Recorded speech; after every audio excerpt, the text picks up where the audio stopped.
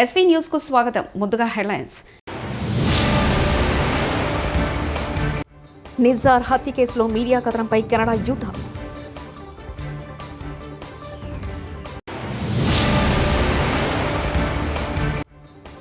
కాంగ్రెస్ పార్టీలో ఏ పని జరగాలన్నా హైకమాండ్ ఆదేశాలు కావాలి కేసీఆర్.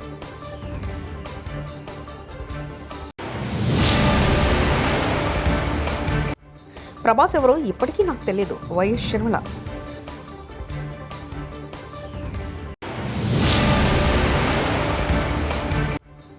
అసెంబ్లీ వద్ద పవన్ ను ఆలింగనం చేసుకున్న వైకాపా ఎమ్మెల్సీ బొత్స.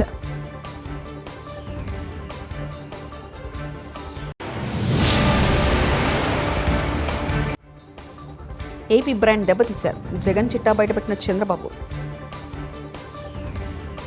ఖలిస్తాన్ ఉగ్రవాది నిజ్జర్ హత్య కేసులో భారత ప్రధానమంత్రి నరేంద్ర మోదీ పేరును ప్రస్తావిస్తూ కెనడా మీడియా వెలువరించిన కథనంపై భారత్ తీవ్ర ఆగ్రహం వ్యక్తం చేయడంతో జస్టిస్ ట్రూడో ప్రభుత్వం యూటర్న్ తీసుకుంది.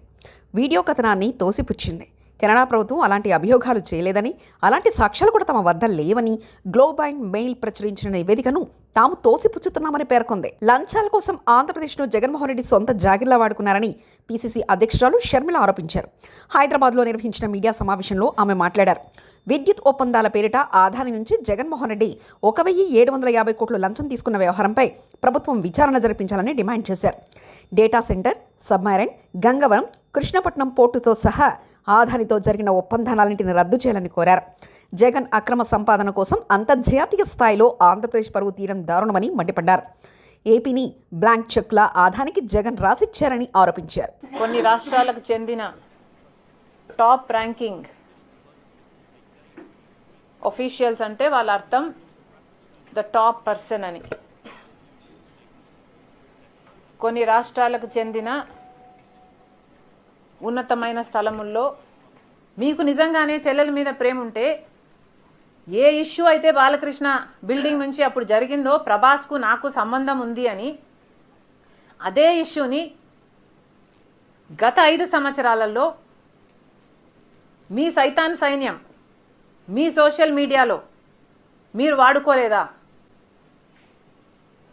నేను ఏ రోజైతే కేసు పెట్టానో, ఇలా జరిగింది, నా మీద తప్పుడు ప్రచారం జరుగుతుంది అని ఏ రోజైతే కేసు పెట్టానో ఆ రోజే నేను ప్రభాస్ అన్న వ్యక్తిని ఇంతవరకు చూడలేదు అని చెప్పాను. ఈ రోజుటికి కూడా నాకు ప్రభాస్ అంటే ఎవడో తెలియదు. ఈ రోజుటికి కూడా చెప్తున్నా, ఆ రోజు ప్రమాణం చేశాను నా బిడ్డల మీద నాకు సంబంధం లేదు ఆయనతో అని. ఈ రోజు మళ్ళీ చేయడానికి కూడా చెప్తున్నా నాకు సంబంధం లేదు ఆయనతో. నా బిడ్డల మీద ప్రమాణం చేసి చెప్తున్నా. Andhra Pradesh about the fact that Andhra Pradesh had not entered into a power supply agreement with SECI and the incentives in quote ante lanchalani needed to cause Andhra Pradesh to do it.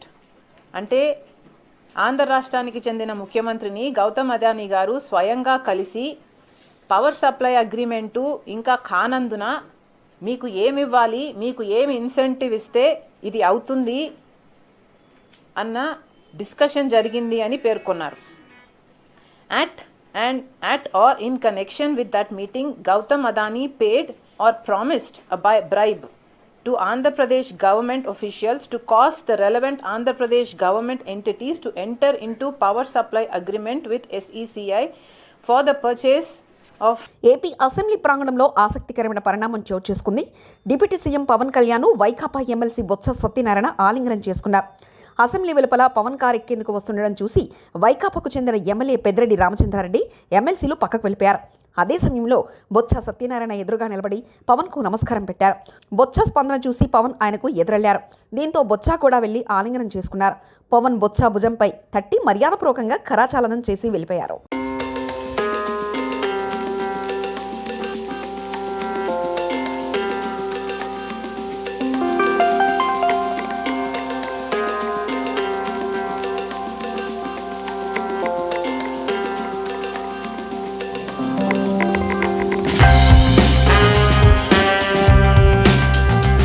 Rahul Rahul Gandhi ఆదానిని దుర్మార్గుడు, అవినీతిపరుడు అంటున్నారు. మరి తెలంగాణలో కాంగ్రెస్ ప్రభుత్వం ఆదానితో కుదుర్చుకున్న ఎంఓయూలు ఎందుకు రద్దు చేయడం లేదు? కెన్యా దేశపు తలసరి ఆదాయం $2,000, అదే తెలంగాణ రాష్ట్ర తలసరి ఆదాయం $5,000. అలాంటి కెన్యా దేశపు అధ్యక్షుడు ఆదాని లంచగుడి అని తెలిసాక అతనితో వ్యాపారాలు రద్దు చేశారు. కానీ రోజు ఆదానిని తిట్టే కాంగ్రెస్ వాళ్ళు మాత్రం ఇంకా ఆదానితో ఎంఓయూలు ఎందుకు రద్దు చేసుకోలేదంటూ కేటీఆర్ సూటిగా ప్రశ్నించారు.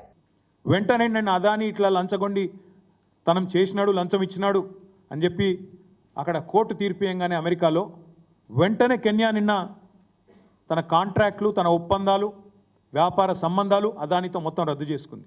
నేను రాహుల్ గాంధీ గారిని అడుగుతా ఉన్నా, కెన్యా అధ్యక్షుడు విలియం రూటో అదాని కంపెనీతో అన్ని వ్యాపార సంబంధాలు రద్దు చేసుకున్నారు, మీకు తెలుసు. కెన్యా రవాణా మంత్రిత్వ శాఖ, ఇంధన శాఖ, పెట్రోలియం శాఖ, వాటి కింద పనిచేసే ఏజెన్సీలను కూడా స్పష్టంగా కెన్యా అధ్యక్షుడు నిన్న చెప్పారు, మీకేమైనా ఒప్పందాలు ఉంటే ఏజెన్సీలకు అదానితో వెంటనే రద్దు చేసుకోమని చెప్పారు. విద్యుత్ పంపిణీ కాంట్రాక్ట్లతో పాటు ఎయిర్పోర్ట్ నిర్వహణ ఒప్పందం ఉంటే దాన్ని కూడా రద్దు చేసుకుంది కెన్యా. మరి నేను రాహుల్ గాంధీని అడుగుతా ఉన్నా, మరి మీ తెలంగాణ ప్రభుత్వం, మీ కాంగ్రెస్ ప్రభుత్వం, మీరు ఇంతమందికి శుద్ధులు చెప్తున్నారు దేశంలో. ఈరోజు అదాని దుర్మార్గుడు, అదాని అవినీతిపరుడు అని మాట్లాడుతున్నావు కదా, ఇంతవరకు నీ కాంగ్రెస్ ప్రభుత్వం తెలంగాణలో ఎందుకు అదానితో కుదిరిన ఎంఓయూలను రద్దు చేయడం లేదు? మీరే అన్నారు కదా, వ్యాపారవేత్తలు ఎవరు 30-40 కోట్లు ఉత్తగానే ఇయ్యరని, నీకింత నాకింత అని చెప్పి ప్రయోజనం ఆశించే ఇస్తారని మీరే చెప్పిండ్రు కదా. మరి ఎంత ఆశించి మీరు అదానితో 12,400 కోట్ల ఒప్పందాలు కుదుర్చుకున్నారు? వాటిని రద్దు చేసి మీ ముఖ్యమంత్రికి ఫోన్ చేసి ఆదేశం ఇచ్చి అదానితో ఉన్న ఎంఓయూలు రద్దు చేసుకోమని చెప్తారా, చెప్పరా? దయచేసి మీరు స్పష్టత ఇవ్వాలని చెప్పి రాహుల్ గాంధీ గారిని కోరుతా ఉన్నాం. నాటి విజన్ 2020 ఫలితాలు ఇప్పుడు అనుభవిస్తున్నాం. ఈరోజు మళ్ళీ మేము స్వర్ణాంద 2047 విజన్ కు శ్రీకారం చుడుతున్నాం. కొత్తగా విజన్ ఎక్సర్సైజ్ చేయలేదు. ఈ దేశంలో మొట్టమొదటిసారిగా 1999 ఆ ప్రాంతంలోనే విజన్ 2020 తయారు చేశాం. తరువ ఎక్సర్సైజ్ చేశాం. అప్పట్లోనే ప్రపంచంలోనే పేరుండే ఒక మేనేజ్మెంట్ కన్సల్టెన్సీకి అప్పచెప్పి విజన్ అంటే ఎట్లుండాలి, ఏ విధంగా నిర్దిష్టమైన లక్ష్యాలను పెట్టుకోవాలి, ఏ విధంగా ముందుకు పోవాలి, 20 ఏళ్ల తర్వాత ఈ రాష్ట్రం ఎట్లుంటుంది, దానికి ప్రతి 5 సంవత్సరాలకు ఒకసారి బ్యాక్వర్డ్ ఇంటిగ్రేషన్ కింద ఏ విధంగా పనిచేయాలి, మళ్ళీ 5 ఏళ్లకు ఒక్కసారి ఎవ్రీ ఇయర్ బడ్జెట్ పెట్టుకుంటాం, బడ్జెట్ ప్రాధాన్యతలు ఎట్లుండాలి, పాలసీలు ఏ విధంగా ఉండాలి, ఇవన్నీ వర్కౌట్ చేసి ఆ రోజు విజన్ 2020 ఇస్తే చాలా మంది ఆ రోజు కూడా 95లో నేను ముఖ్యమంత్రి అయినప్పుడు డబ్బులు లేవు, 3 నెలలు జీతాలు ఇవ్వలేదు. చెప్పాను ప్రజలకి, జీతాలు ఇవ్వలేము, ఓపిక పట్టండి, ఖజానా ఖాళీ అయింది, దయచేసి సహకరించాను. రెండో విషయం అధ్యక్ష, ఆ రోజుల్లో ₹2 కేజీ బియ్యం కూడా అతి ప్రియమైన ₹2 కేజీ బియ్యం కూడా రేటు పెంచాం. అనివార్య పరిస్థితిలో కరెంటు ఛార్జీలు పెంచాం. పెంచిన తర్వాత ప్రజలకు చెబితే ప్రజలు అర్థం చేసుకొని సహకరించారు. అదేవిధంగా నేను చెప్పింది, ఈ ప్రభుత్వం short term, medium term, long term ప్రణాళికలు తయారు చేస్తున్నాం. ఇది మీ భవిష్యత్తుకు, మీ పిల్లల భవిష్యత్తు కంటే నమ్మారు. నమ్మిన తర్వాత మీరు చూస్తే అధ్యక్ష, దాని ప్రూఫ్ ఆఫ్ కాన్సెప్ట్. రైతులకు దశాబ్దాలుగా మెరుగైన విద్యుత్ సేవలు అందించిన రెస్కో భవిష్యత్తును గత వైసీపీ ప్రభుత్వం ప్రశ్నార్థకంగా మార్చిందంటూ మంత్రి అచ్చెన్నాయుడు వ్యాఖ్యానించారు. ప్రాంతాల్లో 100% విద్యుదీకరణ చేయాలనే ఉద్దేశంతో పెట్టారు. ఉమ్మడి ఆంధ్రప్రదేశ్ రాష్ట్రంలో ఒక 6-7 ఉండే. రాష్ట్రం విడిపోయిన తర్వాత ఒక 4 ఉంటే అందులో ఇప్పుడు 3 మనకి పనిచేస్తున్నాయి. ఒకటి ముఖ్యమంత్రి గారి నియోజకవర్గం కుప్పం, మరి చీపురుపల్లి, అనకాపల్లి అధ్యక్ష. అసలు గత ప్రభుత్వం దీన్ని కూడా విడిచిపెట్టలేదు. ఎవరికి తెలియదు అధ్యక్ష, ఇది ఒక ఇండివిజువల్ సంస్థ. ఆ ప్రాంతంలో 100% విద్యుదీకరణ ఇచ్చి లాభాల బాటలో నడవడానికి అనేక విధాల ప్రయత్నం చేసి ముందుకెళ్ళినటువంటి సంస్థ అధ్యక్ష. ఎంత దుర్మార్గులంటే దీన్ని కూడా విడిచిపెట్టలేదు. 2019 తెలుగుదేశం ప్రభుత్వం అధికారం ఉన్నంత వరకు ఈ 3 అధ్యక్ష లాభాల్లో నడిచాయి అధ్యక్ష. 19 వరకు లాభాల్లో నడిచాయి. ఇదేంటంటే ఎలక్ట్రిసిటీ డిపార్ట్మెంట్ ఏదైతే రాష్ట్ర ప్రభుత్వం ఏర్పాటు చేసినటువంటి ఏపీఆర్సీకి ప్రతి సంవత్సరం పెర్మిషన్ గురించి, లైసెన్స్ గురించి అప్లికేషన్ పెట్టుకోవాలి అధ్యక్ష. కావాలని చెప్పి అనకాపల్లి దానికి ఆలస్యం చేశారు లైసెన్స్ కి అప్లై చేయడానికి. ఎప్పుడైతే ఆలస్యం చేశారో ఏపీఆర్సీ వాళ్ళు ఇమీడియట్ గా దీన్ని డిపార్ట్మెంట్ లోకి మార్చేశారు. అప్పటి నుంచి సమస్య ప్రారంభమైంది అధ్యక్ష. ఇది కావాలని చెప్పి అక్కడ ఉన్నటువంటి ప్రజాప్రతినిధులు ఇంక్లూడ్ అయి కొల్యూడై ఈ 3 రెస్కోల్ని ఈ పరిస్థితికి తీసుకొచ్చారు అధ్యక్ష. అందులో అనకాపల్లిది ఏదైతే ఏపీఆర్సీకి ఏపీ ఎనర్జీ డిపార్ట్మెంట్ మళ్ళీ ఎప్పుడైతే లైసెన్స్ లేట్ అయిందో ఇది ఎలక్ట్రిసిటీ డిపార్ట్మెంట్ కి ఇచ్చారు. మళ్ళీ ఒకసారి లేఖ రాసి 2021 గత వైసీపీ ప్రభుత్వం వసతి దీవెన పేరిట విద్యార్థులను మోసం చేసింది. బడ్జెట్లో కేటాయించిన దాంట్లో సగం కూడా ఖర్చు పెట్టలేదు. దళిత సంక్షేమం అంటూనే దళితులను దగా చేసింది. దళిత బిడ్డలను చంపి డోర్ డెలివరీ చేసిందంటూ మంత్రి డోలా బార వీరాంజనేయ స్వామి వ్యాఖ్యానించారు. మినిస్టర్ కమిటీ ఏర్పాటు చేసి దాని మీద ఒక నిర్ణయం తీసుకున్నాం అధ్యక్ష. ఈ టైం బీయింగ్ ఏంటంటే మనం ఉన్న దాంతో మనం పాత కాంట్రాక్టర్స్ అంటే మనం రెన్యువల్ చేసుకుని లోకల్గా చేసాం అధ్యక్ష. రెండోది అధ్యక్ష, ఈ బిల్స్ విషయంలో కూడా అధ్యక్ష ఈ సంవత్సరం బడ్జెట్ లో 135 కోట్లు కేటాయించడం జరిగింది అధ్యక్ష. ఇందులో గత ప్రభుత్వం 23-24 సంవత్సరంలో పెట్టిన బకాయిల్ని 50 కోట్ల 14 లక్షల రూపాయలు చెల్లించడం జరిగింది అధ్యక్ష. ఇప్పటి వరకు ఉన్నటువంటి 54 కోట్ల బడ్జెట్ రేపు డిసెంబర్ నెలలో చెల్లిస్తాం అధ్యక్ష. ఫిబ్రవరి 25 కూడా సరిపడిన బడ్జెట్ మేము కేటాయించడం జరిగింది అధ్యక్ష. ఇక్కడ ఇంకొక విషయం తీసుకుంటే అధ్యక్ష, గత ప్రభుత్వం వసతి దీవెన అనే పేరు పెట్టింది అధ్యక్ష. బడ్జెట్ కేటాయింపులేమో బారెడు, ఖర్చు చేసిందేమో మురుడు అధ్యక్ష. 19-20లో 119 కోట్లు కేటాయించి 114 ఖర్చు పెట్టారు అధ్యక్ష. 20-21లో 100 కోట్లు కేటాయించి 25.97 కోట్లు మాత్రమే ఖర్చు పెట్టారు అధ్యక్ష. అంటే దాదాపుగా 25% ఖర్చు పెట్టారు అధ్యక్ష. 21-22లో 110 కోట్లు కేటాయించి 51 కోట్లు ఖర్చు పెట్టారు అధ్యక్ష. అంటే దాదాపుగా 50% ఖర్చు పెట్టారు అధ్యక్ష. 22-23లో 120 గిరిజన బిడ్డలను జగన్ కేవలం ఓటు బ్యాంకు కోసం మాత్రమే వాడుకున్నారంటూ శ్రీమతి గుమ్మడి సంధ్యారాణి శ్రీ శిశు సంక్షేమ గిరిజన సంక్షేమ శాఖ మంత్రి గుమ్మడి సంధ్యారాణి వ్యాఖ్యానించారు. మొత్తం టోటల్ గా 199 స్కూల్స్ ఉన్నాయి అధ్యక్ష. ఈ 199లో 28 ఏకలవ్య పాఠశాలలు ఉన్నాయి అధ్యక్ష. ఈ ఏకలవ్య పాఠశాలలో ఎక్కడ అవుట్ సోర్సింగ్ డిపార్ట్మెంట్ ఎవరు లేరు. నన్ను చెప్పే వరకు మీరు ఆగితే నేను చెప్తాను, లేదా మీరు మాట్లాడతారంటే నేను కూర్చుంటాను, మళ్ళీ వింటాను. ఓకే. అలాగే 12 మినీ గురుకులాలు ఉన్నాయి అధ్యక్ష. అక్కడ కూడా అవుట్ సోర్సింగ్ ఎవరు లేరు అధ్యక్ష. 159 స్కూల్స్లో 1659 మంది అవుట్ సోర్సింగ్ ఉద్యోగస్తులు ఉన్నారు అధ్యక్ష. అయితే వీళ్ళు 2016 ముందు వీళ్ళంతా కూడా 8 కేటగిరీలో ఉన్నారు అధ్యక్ష. యాక్చువల్గా అయితే 3 కేటగిరీలుగా విభజించవచ్చు అధ్యక్ష. ఏంటంటే వాళ్ళకి జూనియర్ లెక్చరర్స్, పీడీలు, లైబ్రేరియన్స్ ఈ ముగ్గురికి కూడా 8,500 రూపాయలు ఇచ్చేవారు అధ్యక్ష.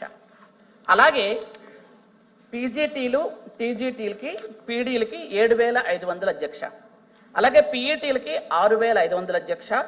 ఆర్ట్, క్రాఫ్ట్, మ్యూజిక్ వాళ్ళకి 5,000 అధ్యక్ష. అది 2016. 2017లో వీళ్ళంతా కూడా ఆదానితో రేవంత్ రెడ్డి చేసుకున్న ఒప్పందాలను పునరాలోచిస్తున్నాం. పీసీసీ అధ్యక్షుడు మహేష్ కుమార్ గౌడ్. డెఫినెట్ గా సమీక్షిస్తాము. డెఫినెట్ గా మా ప్రభుత్వం చేసినట్టు ఒప్పందాలు కూడా చట్టరీత్యా ఉంటే ముందుకు సాగుతాయి. ఇప్పుడు 45,000 కోట్ల ఒప్పందాలు చేసుకున్నాం. ఒక ఆదానితోనే కాదు కదా. దావోస్లో వీటిని తొండల గుడ్లు పెట్టే భూములు అంటారా? ఇవి తొండల గుడ్లు పెట్టాయా లేక రేవంత్ రెడ్డి పెట్టిండా? లగచర్ల రైతు బిడ్డ. తొండల గుడ్ల ఏ గుడ్లో కనిపిస్తుంది? ఇవంతా తొండల గుడ్లు. తొండలు పెట్టినాయా? మరి మేము పెట్టినామా, మరి నువ్వు పెట్టినావు? చూద్దాం. మరి ఫార్మా కంపెనీ కోసం మేము భూములు తీసుకుంటాం. ఇయ్యం సార్. నేను పచ్చని పొలాలు ఇవన్నీ ఇంత మంచిగా పండే భూముల్లో వచ్చి నేను ఫార్మా పెడతా, నేను ఫ్యాక్టరీలు పెడతా అంటే ఎవరిస్తారు సార్? ఇంత మంచిగా మేము ఇగో ఇవి చేసి మేము ఇస్తేనే మీరు ముందల తింటున్నారు. మేము పడిన కష్టమే మీరు ముందల తింటున్నారు. మేము ఇయ్యం సార్. రాష్ట్ర చరిత్రలో ఎప్పుడు లేని విధంగా ప్రజా పదుల కమిటీకి ఎన్నికలు నిర్వహించాల్సిన రావడం దురదృష్టకరమని వైఎస్ఆర్సీపీ ఎమ్మెల్యే పెద్దిరెడ్డి రామచంద్రారెడ్డి అన్నారు. ఇలాంటి పరిస్థితులలో ఎన్నికలను బహిష్కరిస్తున్నట్లు పార్టీ తరఫున శుక్రవారం ఆయన ప్రకటించారు. ఇప్పటి వరకు ప్రతిపక్షానికి పీఏసీ చైర్మన్ పదవి ఇవ్వడం ఆనవాయితీగా వస్తుందని, కానీ కూటమి ప్రభుత్వం ఆ ఆనవాయితీకి విరుద్ధంగా చేస్తుందన్నారు. అందుకే ఈ ఎన్నికలను బైకాట్ చేస్తున్నామని, గతంలో సభ్యుల సంఖ్యలతో సంబంధం లేకుండా పీఏసీ ప్రతిపక్షానికే ఇచ్చారు. ప్రతిపక్ష హోదా లేని పార్టీలకు కూడా అనేకసార్లు పదవి అప్పగించారు. పార్లమెంట్లో సైతం ఇలాంటి పరిణామం అనేకసార్లు చోటు చేసుకుందని పెద్దిరెడ్డి రామచంద్రారెడ్డి అన్నారు. మార్పు చేసి అనేక మంది కేవలం ప్రతిపక్ష సభ్యుడి హోదా, ప్రతిపక్ష నాయకుడి హోదా లేని పార్టీలకే ఈ పీఎస్సీ చైర్మన్ పదవిని ఇస్తా వచ్చారు. ఉదాహరణకు బీజేపీకి ఇద్దరు సభ్యులుంటే 1981-82లో శ్రీ సతీష్ అగర్వాల్ అని చెప్పి వారికి ఈ పిఎస్సి చైర్మన్ పదవిని పార్లమెంట్లో ఇవ్వడం జరిగింది. ఈ విధంగా అనేక మంది 20 మంది 30 మంది ఉండే సభ్యులకు కూడా పార్లమెంట్లో ప్రతిపక్ష నాయకుడు హోదా లేని పార్టీలకు కూడా ఈ పిఎస్సి చైర్మన్గా అనేక పర్యాయాలు ఇచ్చారు. మరి ఆ విధంగా చేయడం వల్ల పబ్లిక్ అకౌంట్స్ కమిటీ అంటే ఒక రెస్పాన్సిబుల్గా పనిచేస్తుంది. పనిచేసేదే కాకుండా ప్రభుత్వం ఏదైనా చేసే తప్పిదాలన్నీ కూడా ఎత్తి చూపుతుంది అని చెప్పి టీడీటీ పరిపాలన భవనం దగ్గర శుక్రవారం సాయంత్రం ధర్నా నిర్వహించి అనంతరం మీడియాతో మాట్లాడుతున్న కేంద్ర మాజీ మంత్రి కాంగ్రెస్ పార్టీ సీనియర్ నాయకులు చింతామోహన్. టీటీడీలో పనిచేస్తున్నటువంటి శాశ్వత ఉద్యోగస్తులు వీళ్లకు పుత్తూరు దగ్గర అడవిలో స్థలాలు ఇచ్చారు. ఎవరికి టీటీడీలో పనిచేస్తున్న వాళ్ళెవరికి ఇది ఇష్టం లేదు. వాళ్ళకి ఇష్టం లేకుండా ఒత్తిడి చేసి వాళ్లకు పుత్తూరు అడవిలో ఇవ్వడం జరిగింది.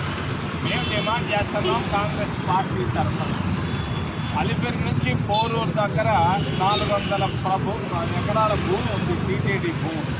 ఈ భూముల్లో 5 సెంట్లు లెక్కన అర్చకులందరికీ. నిజ్జార్ హత్య కేసులో మీడియా కథనంపై కెనడా యూటర్న్.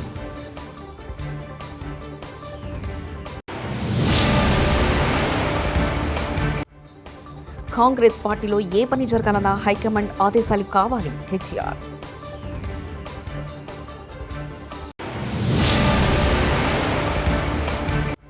ప్రభాస్ ఎవరో ఇప్పటికీ నాకు తెలియదు వైఎస్ షర్మిల.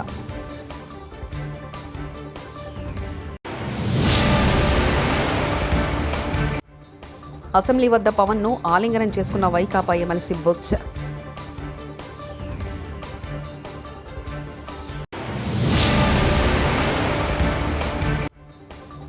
ఏపీ బ్రాండ్ దెబ్బతీశారు జగన్ చిట్టా బయటపెట్టిన చంద్రబాబు.